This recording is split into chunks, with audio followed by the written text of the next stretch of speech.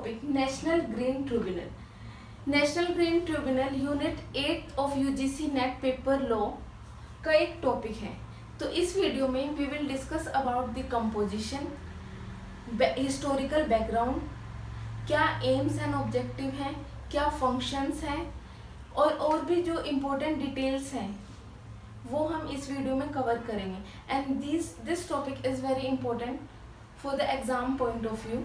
तो पहले हम पढ़ेंगे नेशनल ग्रीन ट्रिब्यूनल।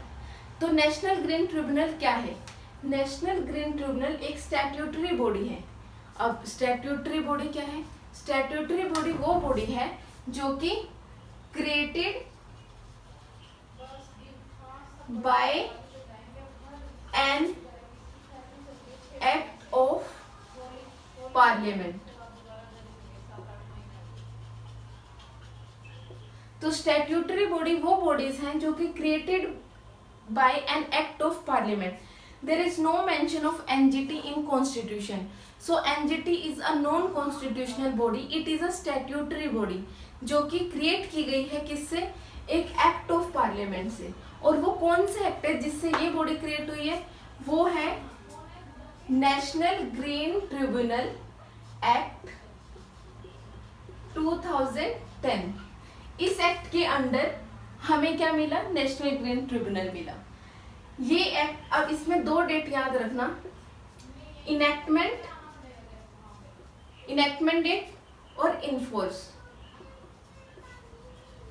ठीक है, तो इनेक्टमेंट डेट क्या है? इनेक्टमेंट डेट इज 2 जून। और इनफोर्स कब हुआ? कब हमें एनजीटी एस्टेब्लिश हुआ? एस्टेब्लिश डेट ये ज्यादा इंपॉर्टेंट है, दैट इज 18 अक्टूबर 2010। तो जब भी क्वेश्चन आए कि एनजीटी कब फॉर्म हुआ, उसका डेट क्या है, एस्टेब्लिशमेंट डेट क्या है, तो 18 अक्टूबर 2010 वो याद रखना। और किस एक्ट के अंडर ये फॉर्म हुआ? NGT act 2010। और NGT is a statutory body. Next is aim and objective. तो एम क्या है एनजीटी का? तो first one is effective and expeditious disposal. Expeditious means speedy. तो जो एनजीटी है वो matters related to environmental protection, conservation of natural resources, जो भी मैटर इन्वायरमेंटल प्रोटेक्शन मैटर्स होते हैं जो, या फिर कंजर्वेशन ऑफ नेचुरल रिसोर्सेज,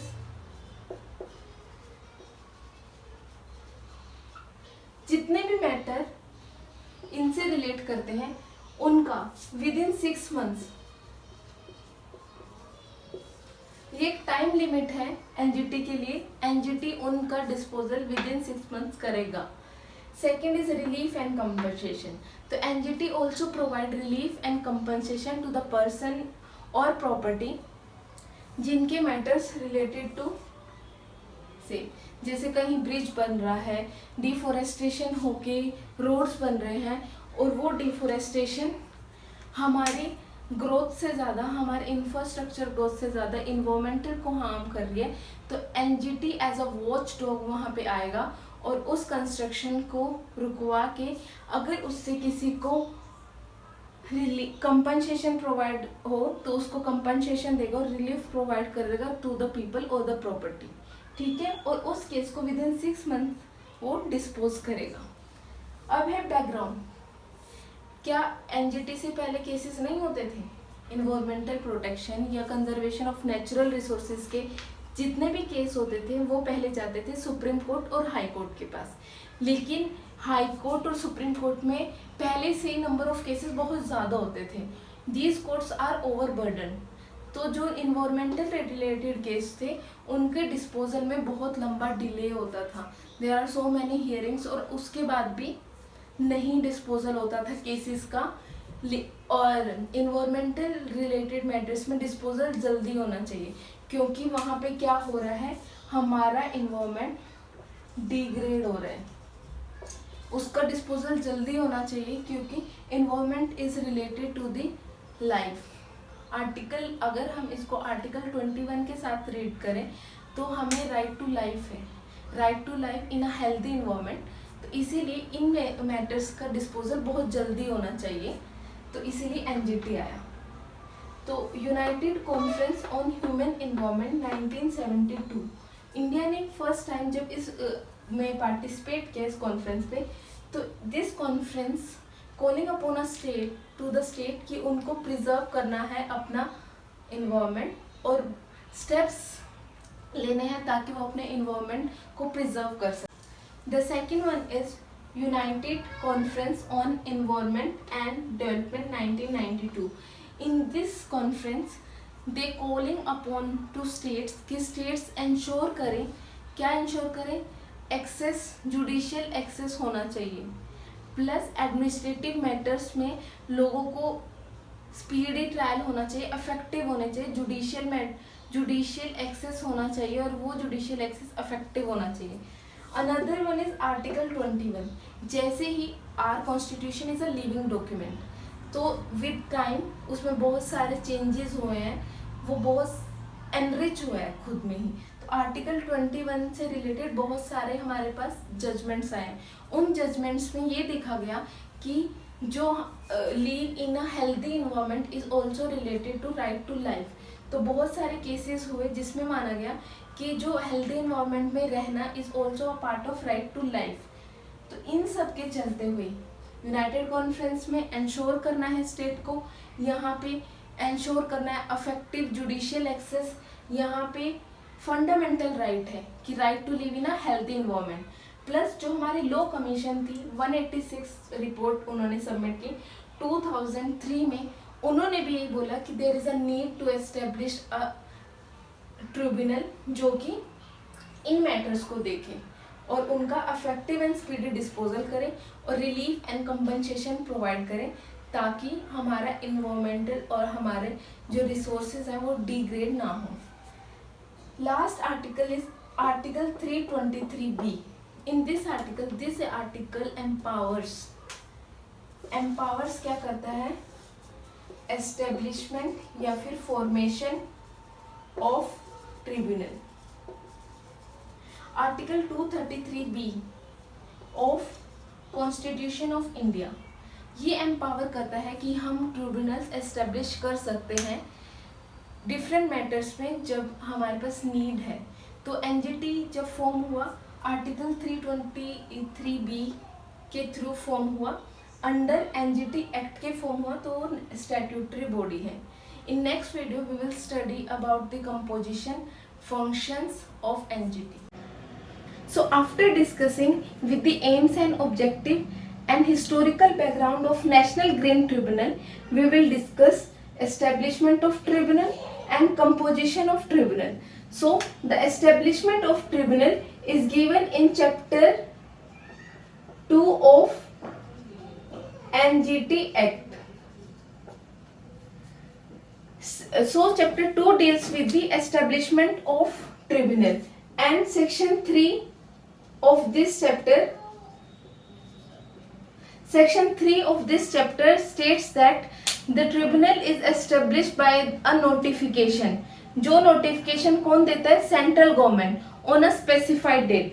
और वो डेट क्या थी, स्पेसिफाइड डेट, दैट इज जो मैंने अभी थोड़ा देर पहले बताया 18 अगस्त 2010। सो ट्रिब्यूनल की एस्टेब्लिशमेंट एक नोटिफिकेशन के द्वारा होती है जो कि सेंट्रल गवर्नमेंट देती है स्पेसिफाइड डेट को, और उसका ट्रिब्यूनल का क्या काम होता है, वो एक्सरसाइज करे its jurisdiction, power and authority जो कि प्रिस्क्राइब किया गया है एनजीटी एक्ट ने।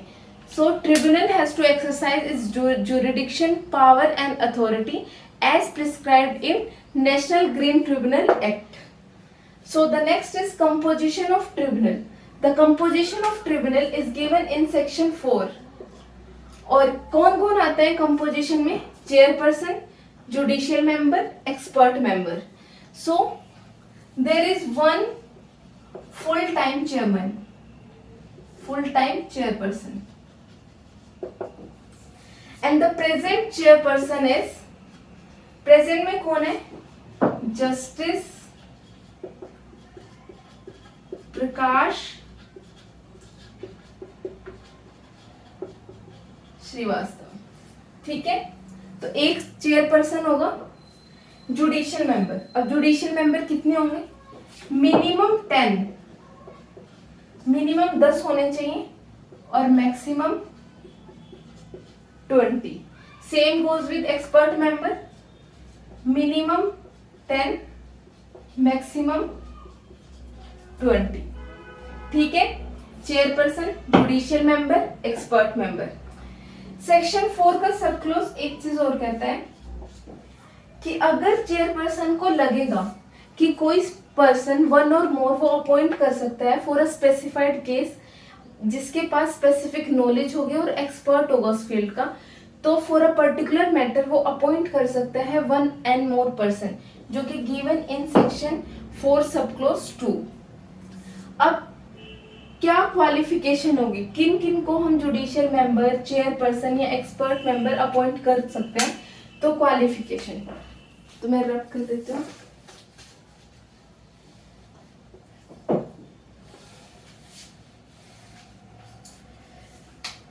जो क्वालिफिकेशन है this is given in section 5। तो चेयरपर्सन कौन बन सकता है? चेयरपर्सन एलिजिबल है या तो वो जज ऑफ सुप्रीम कोर्ट होना चाहिए या फिर वो chief justice of high court. So to be a chairperson उसको जज ऑफ सुप्रीम कोर्ट होगा या फिर chief justice of high court, and to be a judicial member वो जज of supreme court, chief justice of high court और जज of high court. सो जो जुडिशियल मेंबर है वो जज ऑफ हाई कोर्ट भी अपॉइंट हो सकता है, बट जो चेयरपर्सन है वो या तो जज ऑफ सुप्रीम कोर्ट होगा या chief justice of high court होगा। ठीक है, एक्सपर्ट मेंबर। अब एक्सपर्ट मेंबर की क्या क्वालिफिकेशन है? एक्सपर्ट मेंबर उसके पास मास्टर्स होने चाहिए इन साइंस, डॉक्टरेट डिग्री होनी चाहिए, प्लस 15 ईयर्स का एक्सपीरियंस होना चाहिए, इंक्लूडिंग जो 5 ईयर्स हैं, masters in science, doctorate degree plus 15 year experience होना चाहिए, इंक्लूडिंग जो वो 5 ईयर हैं वो उसने एक्सरसाइज वहां पे एक्सपीरियंस है उसका जो कि वाइल्ड लाइफ से रिलेटेड है या इन्वायरमेंट से रिलेटेड है इन अ रिप्यूटेड नेशनल लेवल एजेंसी। ठीक है, तो masters, doctorate, 15 year experience including 5 year experience specifically in environment related agencies. Next is appointment. Section 6 deals with appointment.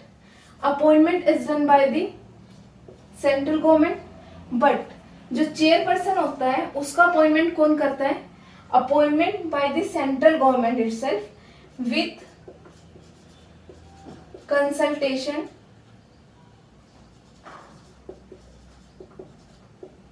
CGI. तो जो चेयरपर्सन का अपॉइंटमेंट होता है सेंट्रल गवर्नमेंट करेगी कंसल्टेशन के साथ, सीजीआई की कंसल्टेशन के साथ अपॉइंट करेगी चेयरपर्सन को, और बाकी जो जुडिशियल मेंबर है, एक्सपर्ट मेंबर है, उनके एक सिलेक्शन कमेटी होगी और सेंट्रल गवर्नमेंट उन दोनों को अपॉइंट करेगी। This is given in section 6। Term section 7 talks about the term. क्या टर्म रहेगी? तो ये सब लोग 5 इयर्स टर्म है, ये याद रखना, no reappointment.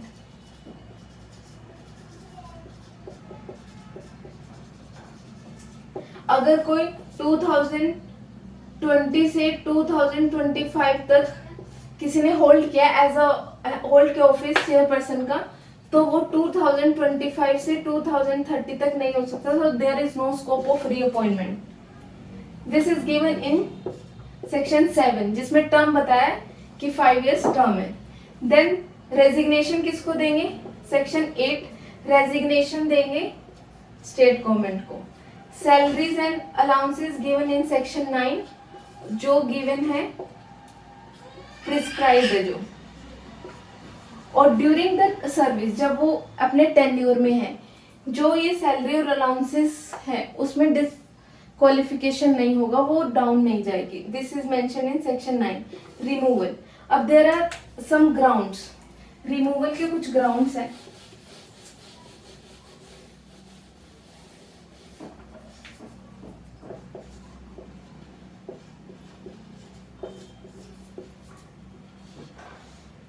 Section 10 there are some grounds जो कि रिमूवल के लिए दे रखा है।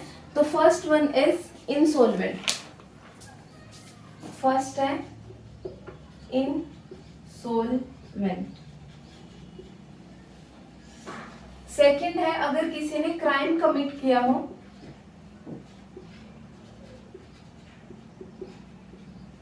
ऑफ मोरल टर्पिट्यूड,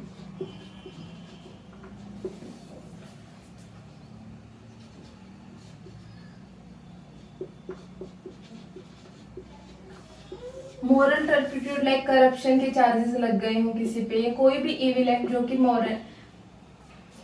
मोरालिटी के हिसाब से मोरल इविल है, ये कह सकते हैं हम। थर्ड ग्राउंड है फिजिकली या फिर एंड मेंटली इनकैपेबल है वो परफॉर्म करने के लिए अपनी ड्यूटीज।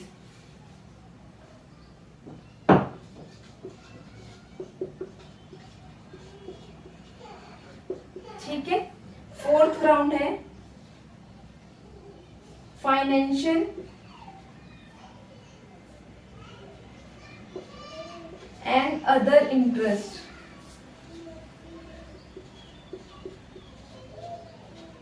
जो इफेक्ट करेगा हीज फंक्शंस।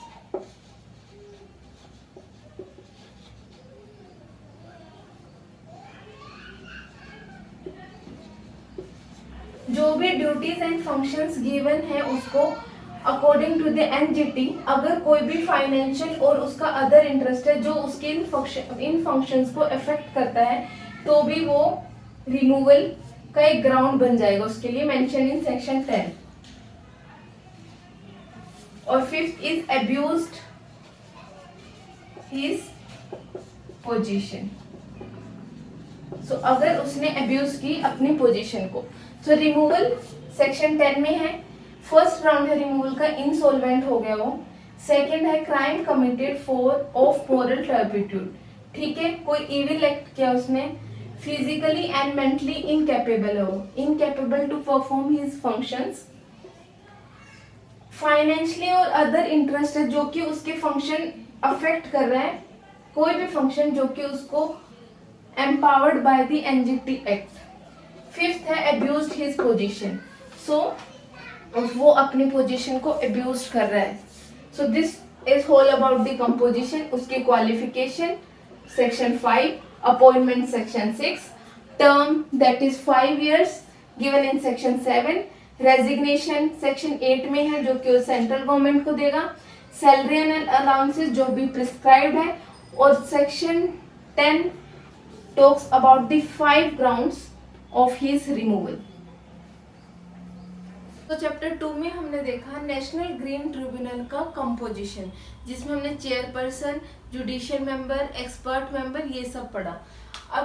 अब हम पढ़ेंगे ज्यूरिडिक्शन, पावर और प्रोसीजर। जो नेशनल ग्रीन ट्रिब्यूनल है उसका क्या ज्यूरिस्डिक्शन है, क्या पावर है, क्या प्रोसीजर्स है, this was given in chapter 3 of NGT act. ये चैप्टर 3 में दे रखा है एनजीटी एक्ट की। तो पहले हम पढ़ेंगे ज्यूरिस्डिक्शन।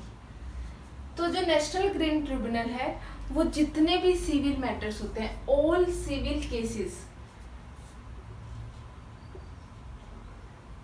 इसमें कीवर्ड्स याद रखना, ऑल सिविल केसेस जिसमें एक सब्सटेंशियल क्वेश्चन है रिलेटेड टू एनवायरनमेंट।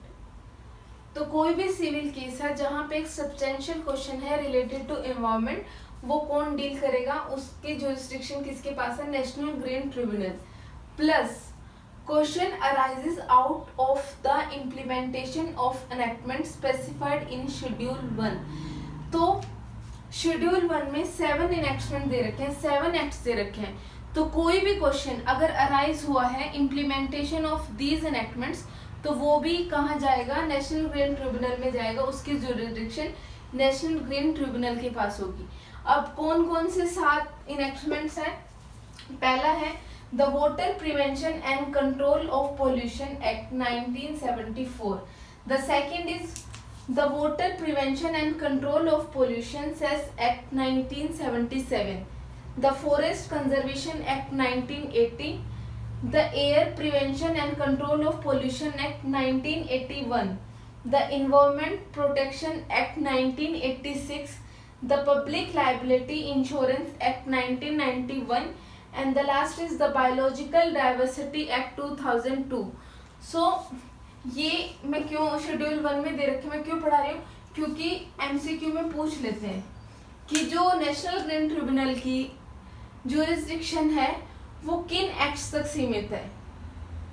ठीक है, तो इसीलिए जो भी क्वेश्चन अराइज होगा इन इनेक्टमेंट्स की इम्प्लीमेंटेशन से रिगार्डिंग, उसकी जुरिस्डिक्शन भी नेशनल ग्रीन ट्रिब्यूनल के पास जाएगी। ठीक है, अब this whole jurisdiction is given in section 14 of NGT act. NGT act का सेक्शन 14 है, वो डील करता है जुरिस्डिक्शन के साथ। प्लस उसमें ये भी बता रखा है कि अगर आपने कोई एप्लीकेशन दी एडजुडिकेशन की, वो आपको विद इन 6 मंथ्स देनी है, विद इन 6 मंथ्स। कब से with in 6 months, cause of action.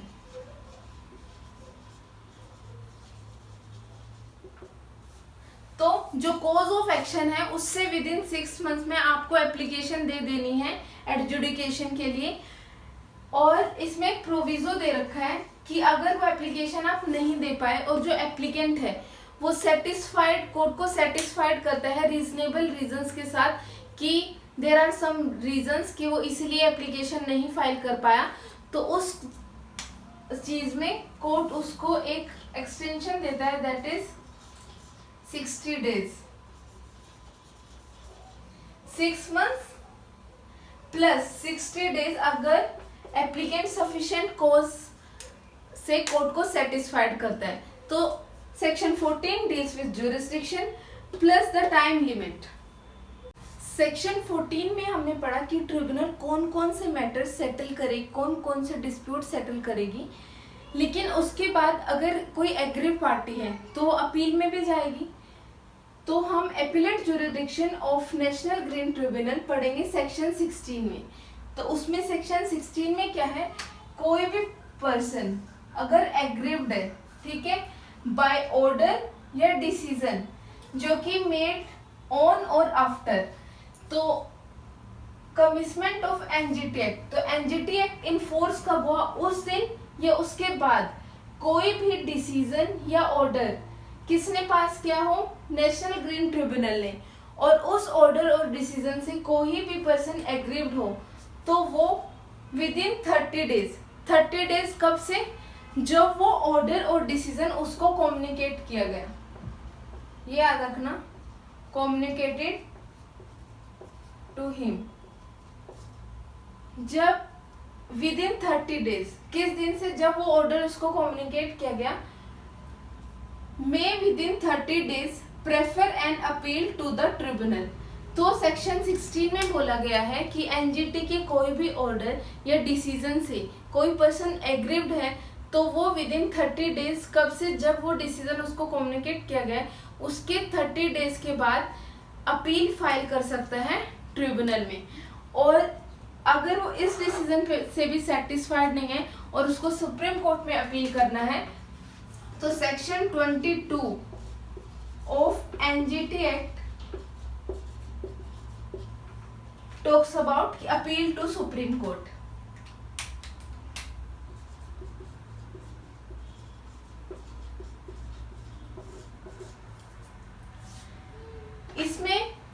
Time limit है 90 डेज की। अगर कोई भी person aggrieved by the decision of appellate authority के डिसीजन से अफेक्टेड है तो वो सुप्रीम कोर्ट में within 90 days appeal file कर सकता है। So jurisdiction section 14, appellate jurisdiction section 16 और सुप्रीम कोर्ट में अपील, सुप्रीम कोर्ट की अपीलेट पावर सेक्शन 22 में दे रखा है of NGT act. So after section 14, section 14 में हमने क्या पढ़ा? जुरिस्डिक्शन। अब हम पढ़ेंगे section 15 which talk about powers. National green tribunal की क्या पावर्स हैं? तो national green tribunal relief, compensation और रेस्टिट्यूशन के लिए एम्पावर है। ठीक है, तो क्या कर सकती है? Relief and compensation to the victims of pollution, relief and compensation provide कर सकती है through the victims of pollution, plus other environmental damage arising under the enactments. तो जो 7 इनेक्टमेंट्स मैंने शेड्यूल 1 की रेफर की थी, उनके अंदर भी अगर कोई डैमेज हो तो वहां पे भी वो रिलीफ एंड कंपनसेशन प्रोवाइड करा सकता है। कौन? National green tribunal. Restitution of property damage, जो भी प्रॉपर्टी डैमेज हुई है उसका restitution, restitution of such area as the tribunal may think fit. अगर ट्रिब्यूनल को लगे कि कोई भी ऐसा एरिया है जिसको रेस्टिट्यूशन का नीड है तो वो स्यू मोटो उसको लगता है तो उसको रेस्टिट्यूशन करा सकते हैं। प्लस जो एप्लीकेशन है, जो एप्लीकेशन है किसके लिए? फॉर द रिलीफ, रिलीफ और कंपनसेशन के लिए।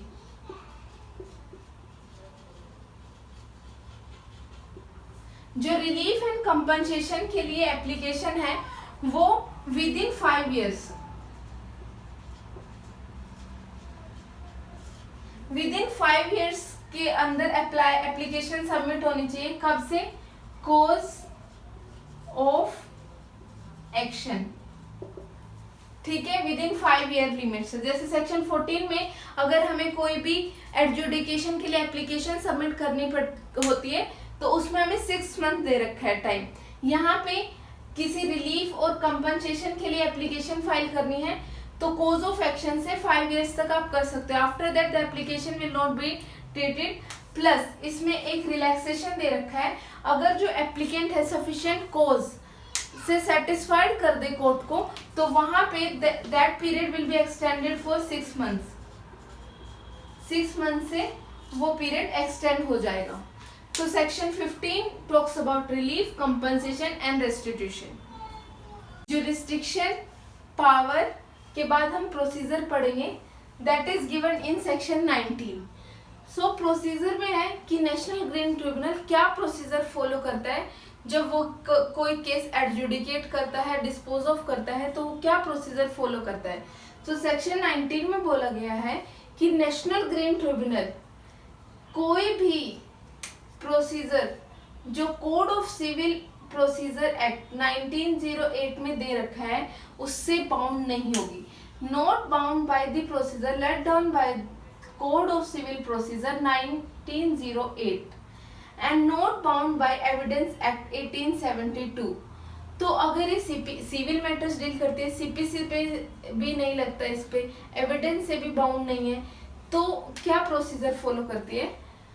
तो shall be guided, याद रखना, guided by the principle of natural justice, and the National Green Tribunal is also empowered to regulate its own procedure। जो नेशनल ग्रीन ट्रिब्यूनल है उसके पास power है कि वो अपना खुद का प्रोसीजर रेगुलेट करे। वो सीपीसी से नहीं बाउंड होती है, एविडेंस एक्ट से नहीं बाउंड होती है, और वो किससे चलती है? नेचुरल जस्टिस के प्रिंसिपल्स पे रेगुलेट होती है। This is all given in section 19। उसके बाद सेक्शन 20 टॉक्स अबाउट कि जो एनजीटी है वो सर्टेन प्रिंसिपल्स अप्लाई करती है। पहला प्रिंसिपल है precautionary principle and second is polluter principle. तो ये दोनों प्रिंसिपल मैंने बहुत डिटेल में अपनी लास्ट वीडियो में मैंने अच्छे से डील किया। आप वहां जाके इन दोनों प्रिंसिपल्स में क्या है, क्या इनका कॉन्सेप्ट है, वहां से देख सकते हो। तो जो प्रोसीजर है वो सेक्शन 19 और 20 में दे रखा है, जहाँ पे national green tribunal natural justice अपने खुद के प्रोसीजर से प्लस सर्टेन प्रिंसिपल अप्लाई करके केसेस को डिस्पोजल करेगी।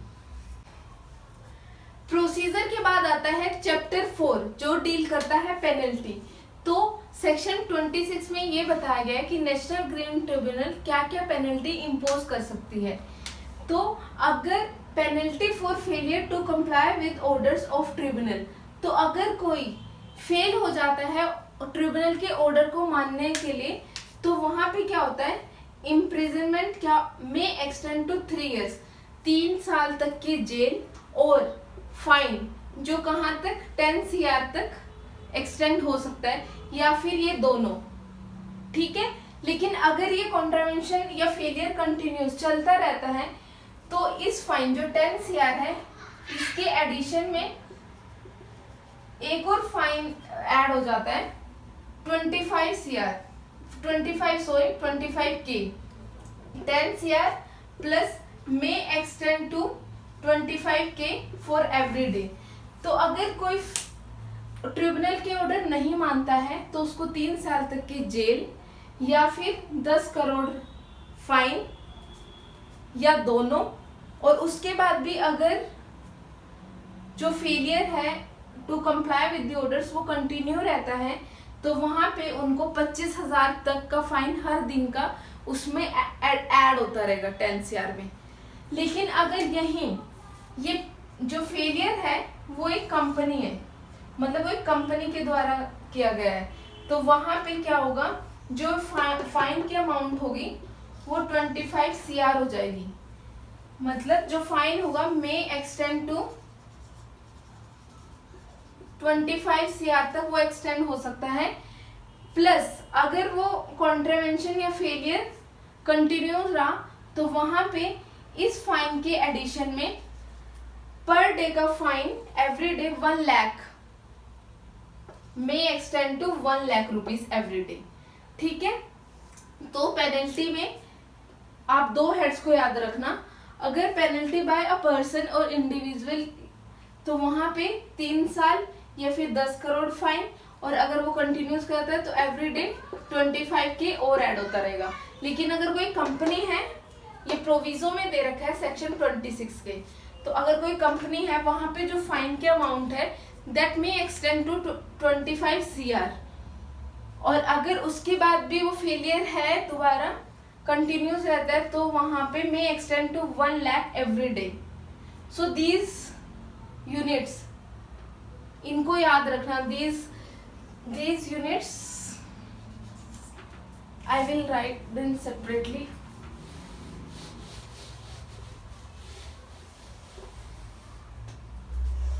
Section 26 imprisonment 3 years और फाइन, जो फाइन है 10 CR, उसके बाद भी कंटिन्यू रहा तो may extend to 25 K every day. ठीक है, और यहाँ पे अगर कोई कंपनी हुआ तो उसके में अमाउंट जो फाइन है ऑफ फाइन वो हो जाएगा 25 CR, जैसे यहाँ 10 CR है 25, प्लस उसके एडिशन में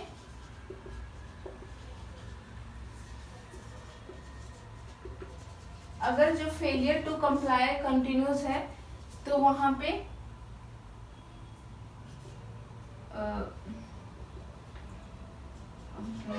that is 1 lakh, 1 lakh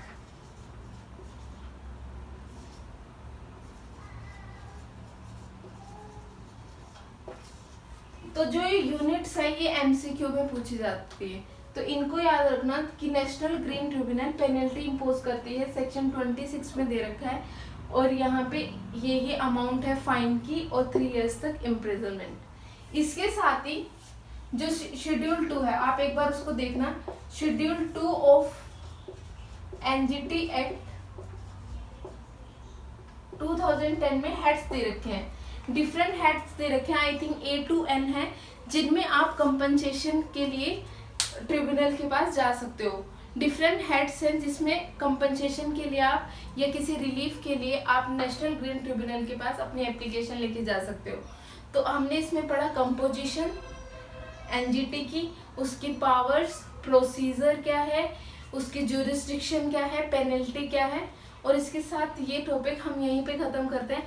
plus जो इससे रिलेटेड केस लॉज है, केस लॉज के लिए हम एक अलग वीडियो बनाएंगे, बिकॉज बहुत सारे केस लॉज हैं जो इन्वायरमेंटल लॉ से रिलेटेड है, उनके लिए हम एक अलग से वीडियो बनाएंगे, उन सबको कंपाइल कर देंगे एक वीडियो में, तो आपके लिए वो ईजी रहेगा।